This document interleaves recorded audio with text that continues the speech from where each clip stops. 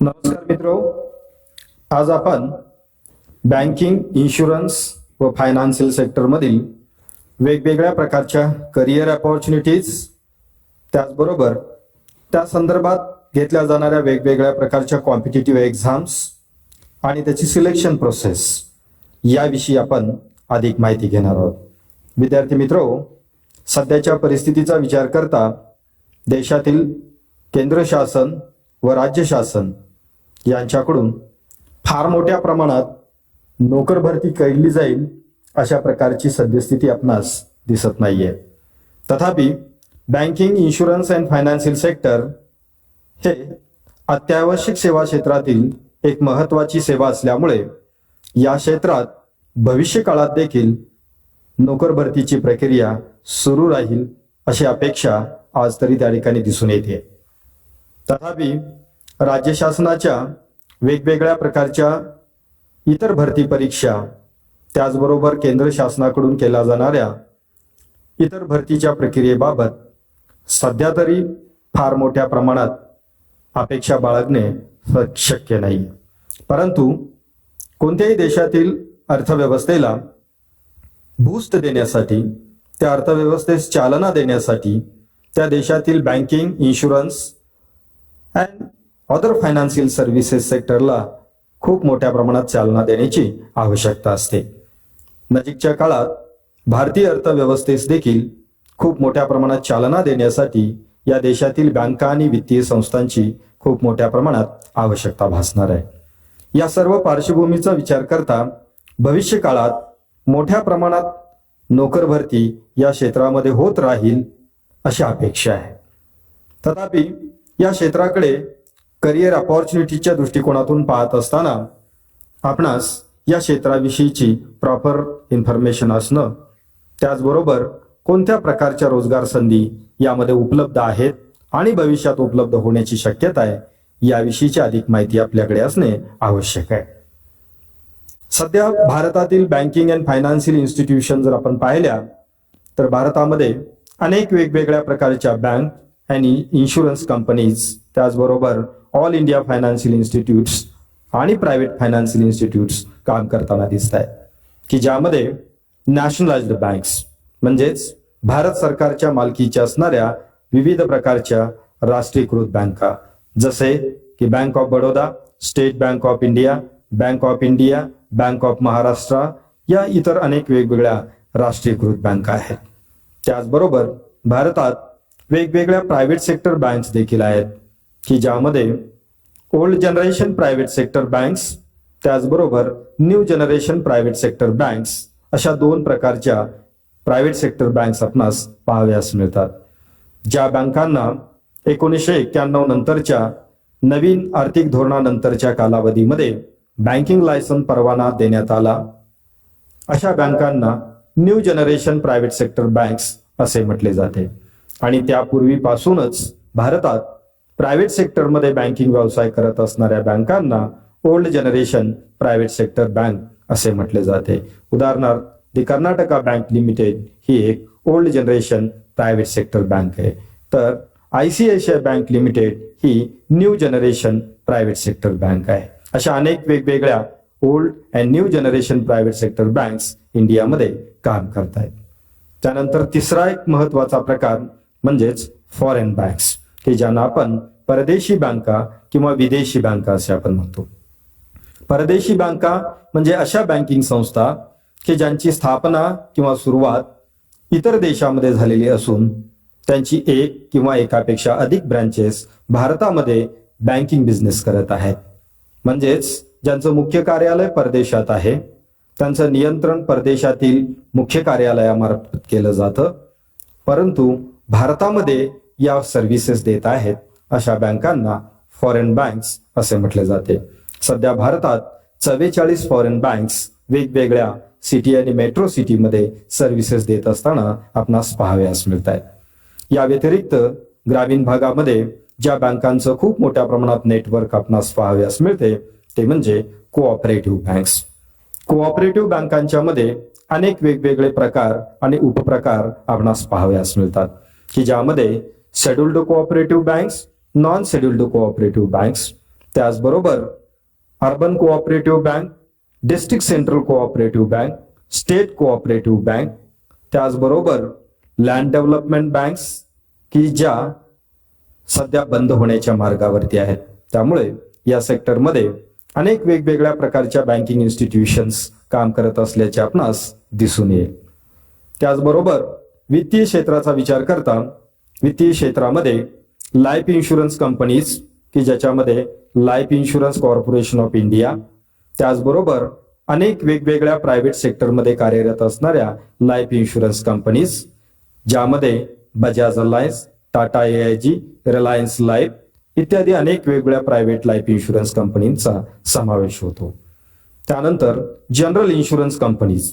General insurance कंपनीमध्ये भारत सरकारने स्थापन केलेल्या जनरल इन्शुरन्स कंपन्यांच्या बरोबरच प्रायव्हेट सेक्टरमधील विविध जनरल इन्शुरन्स कंपन्याही कार्यरत असल्याचे दिसून येते की ज्यामध्ये oriental insurance, national insurance, United insurance, त्याचबरोबर ॲग्रिकल्चरल इन्शुरन्स आणि प्रायव्हेट सेक्टरमधल्या अनेक वेगवेगळ्या इन्शुरन्स कंपनीज जसे की रिलायन्स जनरल, त्याचबरोबर बजाज जनरल, त्याचबरोबर अनेक वेगवेगळ्या प्रायव्हेट कॉर्पोरेट बॉडीजनी स्थापन केलेले प्रायव्हेट जनरल इन्शुरन्स कंपनीज देखील कार्यरत असल्याचे दिसून येते.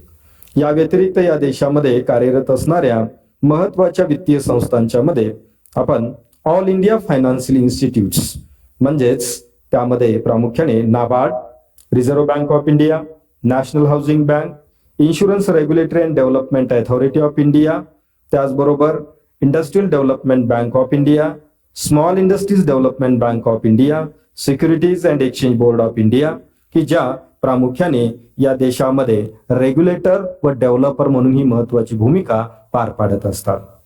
त्याचबरोबर 2015 नंतरच्या कालावधीमध्ये भारतात की ज्यांचं नेटवर्क मोठ्या प्रमाणात विस्तारत असल्याचे आपणास पाहावयास मिळत आहे अशा बँका म्हणजेच पेमेंट बँक्स, त्याचबरोबर स्मॉल फायनान्स बँक्स. 2015 नंतरच्या कालावधीमध्ये या देशामध्ये अनेक वेगवेगळ्या प्रकारच्या पेमेंट बँक्स जसे की एअरटेल पेमेंट बँक, त्याचबरोबर इतर वेगवेगळ्या मोबाईल सेल्युलर सर्व्हिस कंपन्यांनी सुरू केलेल्या payment banks, post office payment bank या बँकांच्या बरोबरच अनेक वेगवेगळ्या स्मॉल फायनान्स बँक्स देखील या देशामध्ये खूप मोठं नेटवर्क सुरू करून कार्यरत असल्याचे आपणास दिसून येतात. या सर्व बँका आणि वित्तीय संस्था पाहिल्यास आपणास असे लक्षात येईल की या देशातील अनेक वेगवेगळ्या प्रकारच्या संस्था भारतात banking and financial services provide करत आहेत की ज्या संस्था ग्रामीण भागाबरोबरच अर्धनागरी भागात व शहरी भागातही त्यांचे मोठे नेटवर्क असून त्या नेटवर्कच्या माध्यमातून सेवा पुरवत आहेत. तथापि या बँका व त्यांच्या ब्रांचेस मनुष्यबळाशिवाय कार्यरत राहू शकत नाहीत. कितीही मोठ्या प्रमाणात आधुनिकीकरण किंवा संगणकीकरण झालेलं असलं तरी देखील प्रत्यक्ष क्लायंटला सर्व्हिसेस देण्यासाठी काही प्रमाणात ह्युमन रिसोर्सेसची आवश्यकता असते. किंबहुना सर्व्हिस सेक्टरमधल्या सर्व सेक्टरपैकी या सेक्टरमध्ये खूप मोठ्या प्रमाणात मनुष्यबळाची आज आवश्यकता आहे. तर अशा प्रकारच्या अनेक वेगवेगळ्या बँकिंग आणि वित्तीय संस्थांच्या मध्ये रोजगाराच्या खूप मोठ्या संधी आजही आहेत आणि भविष्य काळात देखील मोठ्या प्रमाणात त्या निर्माण होणार आहेत.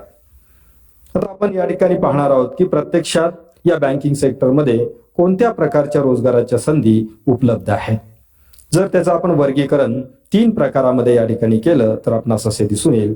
एक कॅटेगरी त्याच्यामध्ये जनरल ऑफिसरची कॅटेगरी, त्याचबरोबर सेकंड कॅटेगरी आहे क्लेरिकल किंवा असिस्टंट लेवलच्या पोस्ट आणि तिसरी कॅटेगरी आहे ती म्हणजे स्पेशालिस्ट ऑफिसर्स.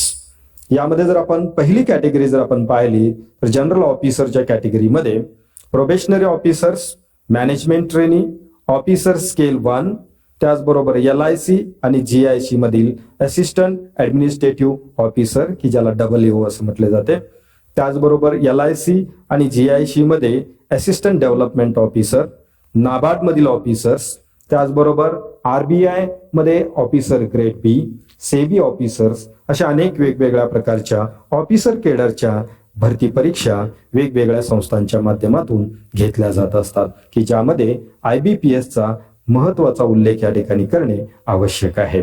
काही बँका आणि वित्तीय संस्था आपल्याकडील नोकर भरतीची प्रक्रिया IBPS च्या माध्यमातून राबवतात तर काही बँका आणि वित्तीय संस्था ही स्वतः ही भरती परीक्षा कंडक्ट करत असतात. वास्तविक दृष्ट्या पाहता देशातील 80% अधिक बँका आणि वित्तीय संस्था आपली नोकर भरती ही IBPS च्या माध्यमातून करतात, तर उर्वरित काही प्रायव्हेट बँक्स आणि प्रायव्हेट इन्स्टिट्यूशन्स या नोकर भरतीचे एक्झाम स्वतः कंडक्ट करत असताना आपणास पाहाव्यास मिळत आहे. त्यानंतर दुसरी कॅटेगरी म्हणजे क्लेरिकल किंवा असिस्टंट लेवलच्या पोस्ट, की ज्यामध्ये IBPS च्या माध्यमातून कंडक्ट केली जाणारी बँक क्लर्क एक्झाम, त्याचबरोबर स्टेट बँक ऑफ इंडिया मधील junior associate journalist, junior associate agriculture associate, त्याचबरोबर RRB ऑफिस असिस्टंट, RRB म्हणजे रिजनल रुरल बँकांच्या मध्ये जी क्लेरिकल भरती केली जाते त्यास RRB असिस्टंट किंवा RRB ऑफिस असिस्टंट असे म्हटले जाते. त्या व्यतिरिक्त LIC, GIC, Reserve Bank of India, त्याचबरोबर Securities and Exchange Board of India, NABARD यासारख्या वेगवेगळ्या वित्तीय संस्थांच्या मध्ये देखील असिस्टंटची भरती दरवर्षी ही केली जात असते. या व्यतिरिक्त रिझर्व्ह बँक ऑफ इंडियामध्ये असिस्टंट भरती बरोबरच अटेंडंट्स भरती देखील दरवर्षी परीक्षेच्या माध्यमातून केली जात असते. त्यानंतर तिसरी महत्वाची कॅटेगरी म्हणजे स्पेशालिस्ट ऑफिसर. स्पेशालिस्ट ऑफिसर मध्ये ज्या कॅन्डिडेटकडे स्पेशल स्किल्स व स्पेशल एज्युकेशन क्वालिफिकेशन आहेत अशा कॅन्डिडेटसाठी या पोस्ट रिझर्व्ह असतात. याचाच दुसरा अर्थ असा होतो की ऑफिसर कॅटेगरीमधील probationary officer, management trainee, officer scale 1, LIC, GIC, WO, NABARD officer, RBI officer व सेबी ऑफिसर साठी कोणत्याही शाखेचा पदवीधर विद्यार्थी किंवा कॅन्डिडेट अप्लाय करू शकतो. तशीच परिस्थिती क्लेरिकल व असिस्टंट पदभरतीच्या बाबतीत देखील असते, फक्त त्यामध्ये SBA ज्युनियर ॲग्रिकल्चरल असोसिएट हा त्यासाठी अपवाद असतो की ज्यासाठी कृषीमधून पदवीधर असणं आवश्यक आहे. मात्र इतर वेगवेगळ्या पोस्टसाठी कोणत्याही शाखेचा पदवीधर विद्यार्थी अर्ज करू शकतो. मात्र स्पेशालिस्ट ऑफिसर कॅटेगरीमधील कोणत्याही पोस्टसाठी स्पेसिफिक त्या ठिकाणी एज्युकेशन क्वालिफिकेशन असणं अत्यंत आवश्यक आहे. जसे की IT ऑफिसरच्या बाबतीमध्ये IT मधून पदवी व पदव्युत्तर परीक्षा उत्तीर्ण असणं आवश्यक आहे. लॉ ऑफिसरसाठी LLB, LLM यासारख्या परीक्षा उत्तीर्ण असणं आवश्यक आहे. राजभाषा अधिकारीसाठी हिंदी व इंग्रजीमधून पदवी व पदव्युत्तर शिक्षण पूर्ण केलेलं असणं किंवा ट्रान्सलेशन, ट्रान्स्क्रिप्शन यासारख्या विषयाचा डिप्लोमा, ॲडव्हान्स डिप्लोमा कंप्लीट केलेला असणं आवश्यक आहे. त्याचबरोबर MBA केलेले कॅन्डिडेट्स, त्याचबरोबर MPhil आणि PhD केलेले कॅन्डिडेट्स यांच्यासाठी देखील विशिष्ट पोस्ट याच्यामध्ये राखीव असतात. अर्थात या देशातील संपूर्ण बँकिंगमधील नोकर भरतीचा विचार करता स्पेशालिस्ट ऑफिसरची पदभरती ही साधारणपणे 10% मर्यादित असते. उर्वरित सर्व पोस्ट या क्लेरिकल, असिस्टंट आणि जनरल ऑफिसर्स या कॅटेगरीमध्ये असल्याचे आपणास दिसून येईल. त्यानंतर आपण पाहणार आहोत की या संपूर्ण बँकिंग मधल्या भरती परीक्षेच्या वेगवेगळ्या मेथड्स आणि त्याच्या प्रोसेसेस. सध्या देशामधील वेगवेगळ्या भरती प्रक्रियेची प्रक्रिया जर आपण पाहिली तर त्यामध्ये 3 वेगवेगळे प्रकार आपणास पाहाव्यास मिळतील.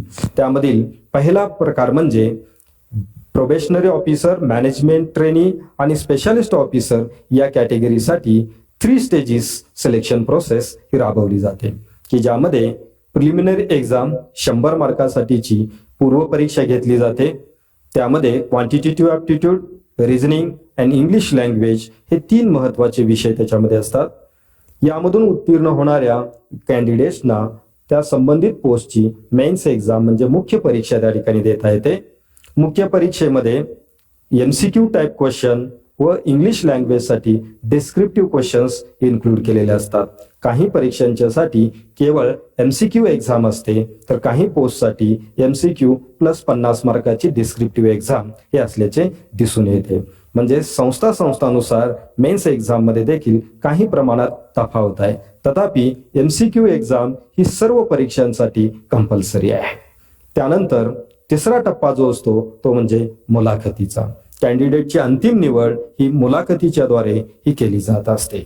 या प्रक्रियेमध्ये जर आपण पाहिलं तर प्रिलिम मधून एका पोस्टसाठी 10 कॅन्डिडेट याप्रमाणे मेन्ससाठी शॉर्टलिस्टिंग केलं जातं व मेन्स एक्झाम मधून एका 4 किंवा 5 याप्रमाणे कॅन्डिडेट हे मुलाखतीसाठी शॉर्टलिस्ट केले जात असतात.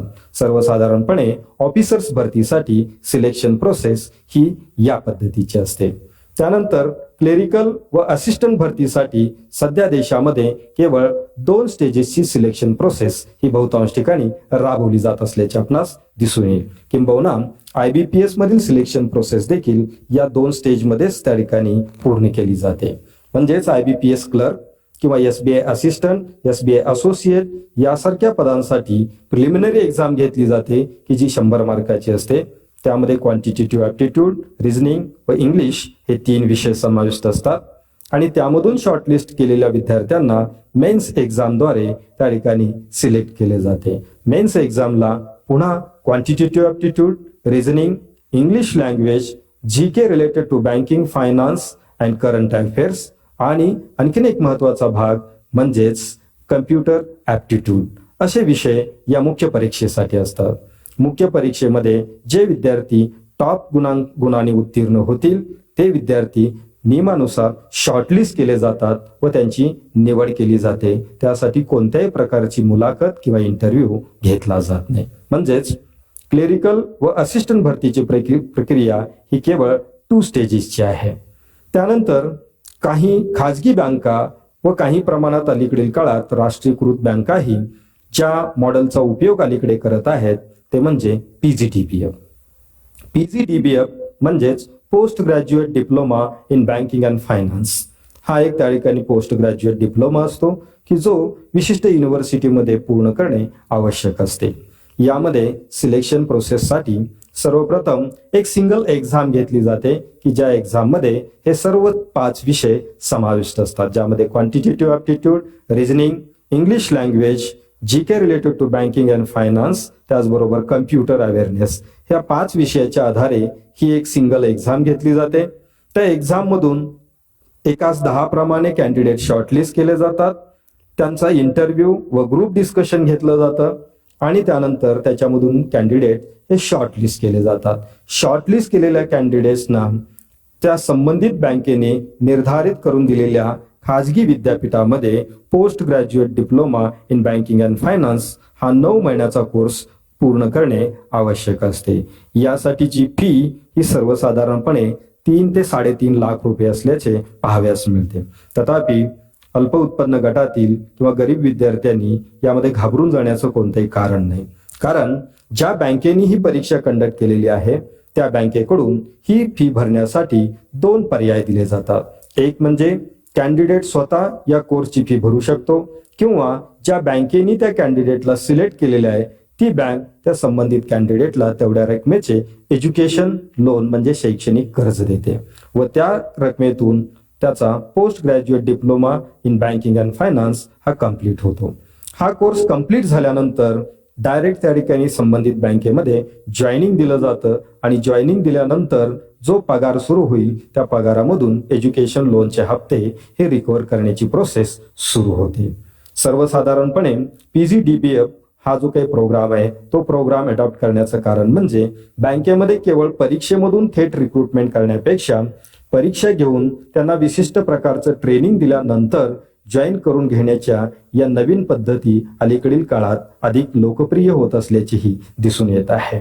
या प्रक्रियेच्या बाबतीमधील आणखीन एक महत्वाची विशेष बाब म्हणजे PGDBF कंप्लीट करून बँकेमध्ये 5 वर्ष सेवा करणाऱ्या कॅन्डिडेटला सदर बँकेकडून संबंधित भरलेली रक्कम ही लॉयल्टी बोनस म्हणून रिफंड करण्याची प्रथा बहुतांश बँका पाळत असल्याचे दिसतात. म्हणजेच post graduate diploma in banking and finance हा कोर्स करण्यासाठी कॅन्डिडेटनी भरलेली फी व ती एज्युकेशन लोन मधून भरलेली असेल किंबहुना त्यांनी स्वतः भरलेली असेल तर ती संपूर्ण रक्कम 5 वर्षे त्या बँकेत सेवा केल्यानंतर संबंधित बँक त्या कॅन्डिडेटला लॉयल्टी बोनस किंवा एक प्रकारचं रिवॉर्ड म्हणून ती रक्कम परत देत असते. म्हणजेच हे देखील एक कॅन्डिडेटसाठी एक उत्तम पोर्टल किंवा मार्ग असल्याचेही आपणास दिसून येईल. बऱ्याच वेळेला असे दिसून येते की ग्रामीण भागातील विद्यार्थ्यांना या सिलेक्शन मॉडेल विषयी पुरेशी कल्पना नसल्यामुळे अनेक वेळा ग्रामीण विद्यार्थी की या पद्धतीच्या भरती परीक्षा देण्याचे टाळतात. मात्र यामध्ये कुठल्याही प्रकारचा धोका नसतो कारण जी बँक PGDBF साठी कॅन्डिडेटला सिलेक्ट करते त्याच वेळेला त्या कॅन्डिडेटची निवड झालेली आहे असं गृहीत धरलं जातं. आणि PGDBF हा असा डिप्लोमा आहे की त्याच्यामध्ये पास आणि फेल असा प्रकार फारसा त्या ठिकाणी नसतो. कारण ऍक्टिव्हिटी बेस्ड लर्निंग प्रोसेस आणि ट्रेनिंग प्रोसेस असल्यामुळे इथे सर्व ऍक्टिव्हिटी करून घेण्यावरती त्या ठिकाणी विशेष भर दिलेला असतो. त्यामुळे काही विद्यार्थ्यांच्या मनामध्ये जर अशी भीती निर्माण होत असेल, जर मी PGDBA फेल झालो तर माझे पैसे बुडतील आणि मला नोकरी मिळणार नाही, तर याच्या बाबतीमध्ये या विद्यार्थ्यांनी खात्री बाळगणं आवश्यक आहे की जे विद्यार्थी यासाठी सिलेक्ट होतात त्यांना नोकरी ही मिळालेलीच असते आणि म्हणूनच बँक तुम्हाला बँकेचा एम्प्लॉई समजून एज्युकेशन लोन हे देत असते. तर ही संपूर्ण प्रक्रिया आपण समजून घेणे आवश्यक आहे. यानंतर वेगवेगळ्या प्रकारचे जे एलिजिबिलिटी क्रायटेरियाज आहेत ते जर आपण पाहिले, probationary officer, management trainee, assistant, clerk या सर्व पदांसाठी कोणत्याही शाखेचा पदवीधर विद्यार्थी अर्ज करू शकतो. IBPS परीक्षेच्या बाबतीमध्ये कुठल्याही प्रकारची मार्कांची अट यामध्ये घातलेली नसते. तथापि काही खाजगी बँका या पदासाठी 60% ही मार्काची अट घालत असताना दिसून येतात, परंतु राष्ट्रीयकृत बँका अशी कोणत्याही प्रकारची अट घालत नाहीत. मात्र स्पेशालिस्ट ऑफिसरसाठी मात्र विशेष डिग्री असणं आवश्यक आहे. सर्वसाधारणपणे क्लेरिकल आणि समकक्ष पदासाठी वयाची मर्यादा ही किमान 20 व कमाल 28 एवढी निर्धारित करून दिलेली असते व ऑफिसर केडरला किमान 21 व कमाल 30 वर्षे ही वयोमर्यादा निर्धारित करून दिलेली असते. तथापि SC आणि ST कॅन्डिडेटला 5 वर्षे एज रिलॅक्सेशन असतं. OBC कॅन्डिडेटसाठी 3 वर्षाचे एज रिलॅक्सेशन यामध्ये दिलं जातं. त्याचबरोबर फिजिकली डिसेबल्ड पर्सनसाठी 10 वर्षाचे एज रिलॅक्सेशन याच्यामध्ये मिळू शकतं. त्याचबरोबर आणखीन एक महत्वाचा गैरसमज विद्यार्थ्यांच्या मध्ये असतो, तो म्हणजे बँकिंग आणि फायनान्शियल सेक्टरमध्ये जॉब मिळवण्यासाठी किंवा नोकरी मिळवण्यासाठी की अकाउंटिंगचं नॉलेज असण्याची आवश्यकता आहे. तथापि अलीकडील इलेक्ट्रॉनिक बँकिंगच्या युगामध्ये की जिथे अकाउंटिंग प्रोसेस संपूर्णपणे कोर बँकिंग सॉफ्टवेअरच्या माध्यमातून केली जात असल्यामुळे मॅन्युअल अकाउंटिंग करण्याची प्रक्रिया इथे कुठेही पाहाव्यास मिळत नाही आणि त्यामुळे फार मोठ्या प्रमाणात अकाउंटिंगचं नॉलेज असलंच पाहिजे अशा प्रकारचं बंधन आता उरलेलं नाही. तथापि काही फंडामेंटल बाबी यामध्ये माहीत असणं आवश्यक आहे की जे ड्युरिंग द ट्रेनिंग प्रोग्राम या गोष्टी संबंधित सिलेक्टेड एम्प्लॉईज या शिकवल्या जात असतात. त्याचबरोबर टायपिंग हे डिझायरेबल आहे परंतु कंपल्सरी नाहीये. त्याचबरोबर काही बँका टायपिंग चेक करतात, म्हणजे टायपिंग येतं की नाही याची माहिती घेतात, यासाठी प्रॅक्टिकल्स देतात, परंतु कोणत्याही प्रकारचं टायपिंगचं सर्टिफिकेट असलंच पाहिजे अशा प्रकारचे बंधन इथे घातलं जात नाही. त्याचबरोबर ज्या एंट्री लेवलच्या एक्झाम्स असतात की त्याच्यासाठी अनुभवाची कोणतीही अट घातलेली नसते. मात्र केडर 2 पासून वरच्या केडरच्या ज्या एक्झाम्स असतात की त्याच्यासाठी किमान काही अनुभवाची अट घातलेली असते. परंतु जे त्या ठिकाणी सध्या या एज ग्रुपमध्ये असणारे कॅन्डिडेट्स आहेत की ते कोणत्याही एक्सपिरियन्स शिवाय या परीक्षा देऊ शकतात. SC, ST आणि फिजिकल हँडिकॅप कॅन्डिडेटसाठी IBPS च्या माध्यमातून प्री एक्झामिनेशन ट्रेनिंग हे त्या ठिकाणी कंडक्ट केलं जातं. म्हणजेच या विद्यार्थ्यांसाठी पुणे येथील, मुंबई येथील इन्स्टिट्यूटमध्ये फ्री कोचिंग क्लासेस देखील IBPS च्या माध्यमातून कंडक्ट केले जात असतात. अर्थात अर्ज करत असताना तो ऑप्शन आपण भरून देणे आवश्यक असते.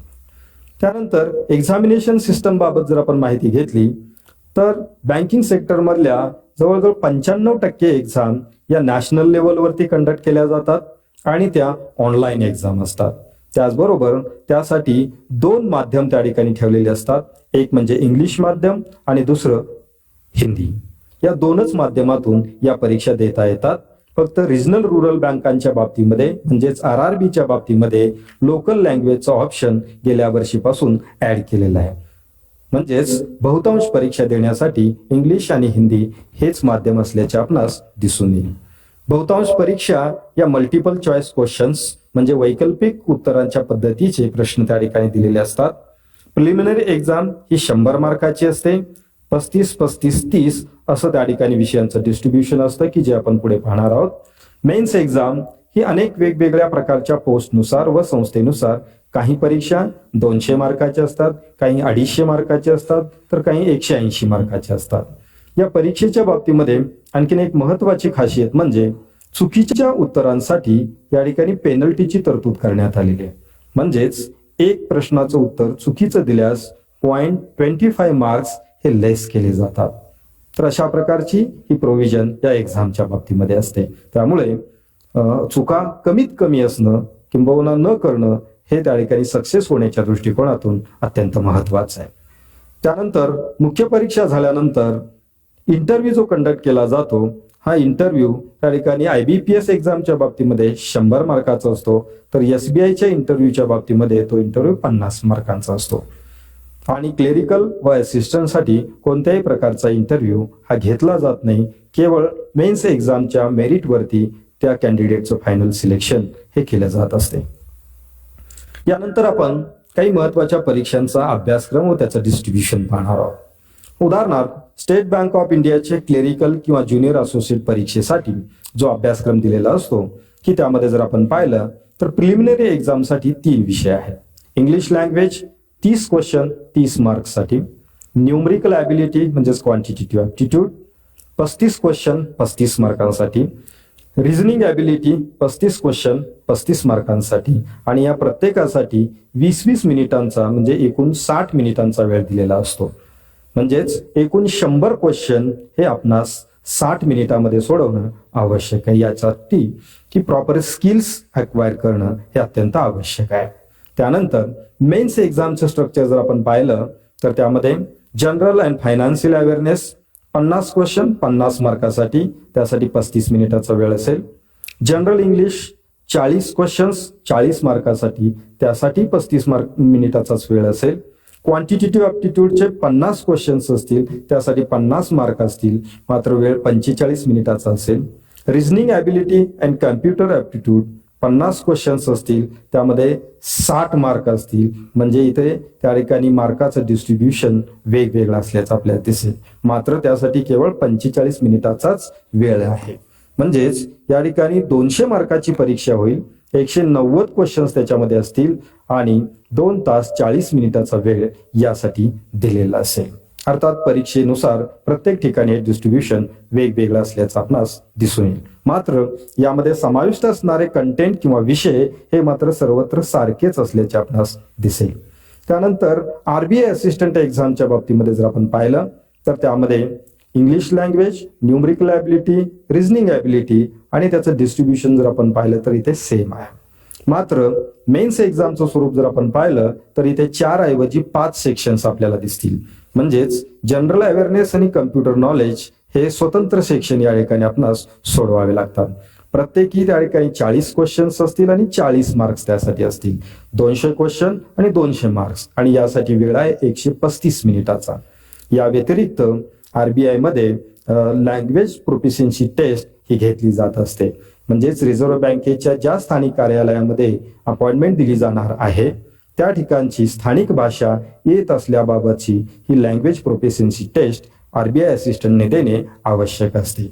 म्हणजेच महाराष्ट्रातील विद्यार्थ्यांनी मुंबईमध्ये जर त्या ठिकाणी अपॉइंटमेंट होत असेल तर त्यासाठी मराठीची लँग्वेज प्रोफिशियन्सी टेस्ट देण्याची आवश्यकता नसते.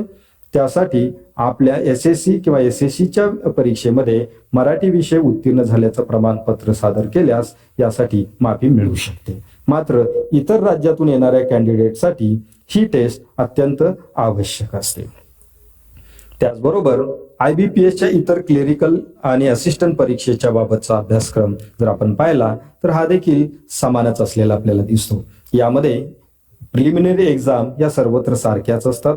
मेन्स एक्झाम मध्ये काही ठिकाणी 4 सेक्शन्स व काही ठिकाणी 5 सेक्शन असल्याचे दिसतील. इथे जर आपण पाहिलं तर या ठिकाणी आपणास दिसून येईल की रिजनिंग ॲबिलिटी व कम्प्युटर अवेअरनेस हा त्या ठिकाणी सेक्शन एकत्र केलेला आहे, मात्र त्यासाठीचे मार्क्स हे 60 एवढे ठेवलेले आहेत.